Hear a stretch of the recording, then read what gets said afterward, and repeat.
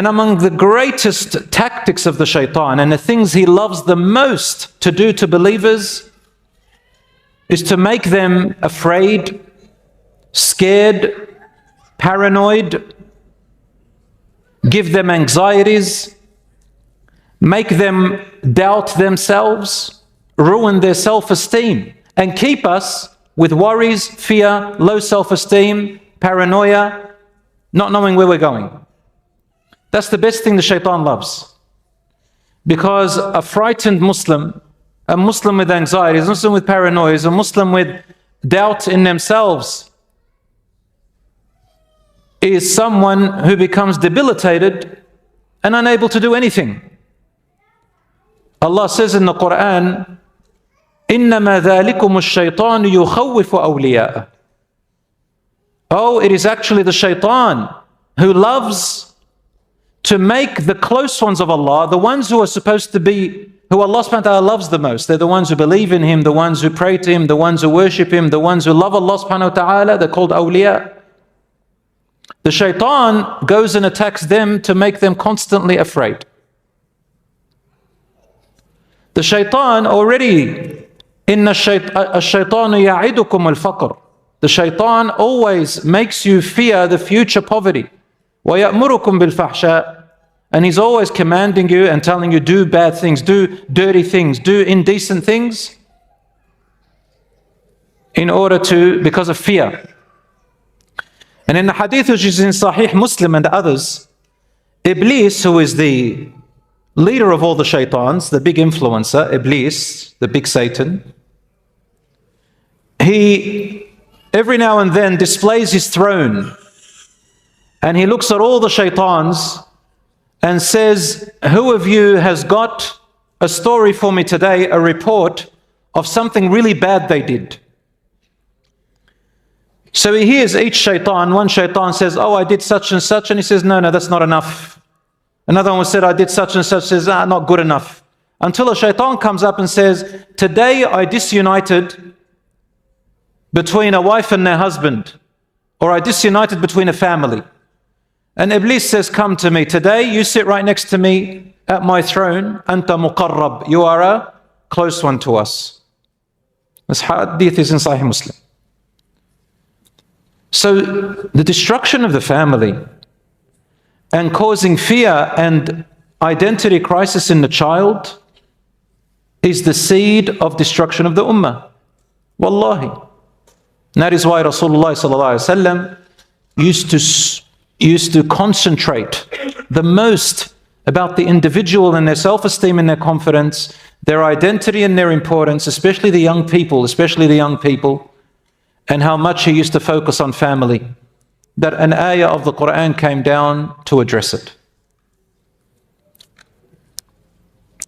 This lecture, brothers and sisters, is not to judge anyone. Wallahi, I am not pointing my finger at anybody. For we are all in this crisis and risk. Whether you're married or about to be married, or whether you are in a turmoil in your marriage, or whether you are about, God forbid, about to separate, or whether you've already divorced and gone through all this, and yet, especially if you have children or about to have children, all of us are facing this risk. Consider this lecture a wake-up call. And the focus is on those whom Allah has entrusted us with, our children. The generation that will carry on the legacy that we leave behind after we're gone. Allah says in the Qur'an, إِنَّا نَحْنُ نُحْيِي الْمَوْتَى. It is we who will raise the dead. وَنَكْتُبُ مَا قَدَّمُوا. And we are writing and recording everything that they have put forth. وَآثَارَهُمْ. And the legacies they leave behind. Whatever you do in this life is a legacy for you. It's footprints of good or bad. After your death, it still counts for you. And the best legacy that we leave behind is our children, who we raise in righteousness, confidence, self-esteem, importance, direction, tawheed, education, boys and girls. How do you break all that? When we make them grow up in a dysfunctional, high conflict, toxic family household, no matter how much Qur'an you've taught them, how many hadiths, how many certificates you've given them, all of it is destroyed. My brothers and sisters, let me begin with this. It doesn't matter if parents are together or separated. While divorce can be scarier, you'll probably be surprised to know that divorce is not the enemy. Toxicity is the enemy. Toxicity in deen, people turn religion into toxicity. Religion is supposed to make it closer to Allah. Some of us turn it into an ego-driven religion by focusing just on the parts of the deen that suit me. And she focuses on what suits her, and he focuses on what suits him. And Allah subhanahu wa ta'ala already told the children of Israel way before, and as a lesson for us, أَتُؤْمِنُونَ بِبَعْضِ الْكِتَابِ وَتَكْفُرُونَ بِبَعْضِ. You take part of the book and disbelieve in part of it, you've got to take it all. What serves you and what doesn't serve you.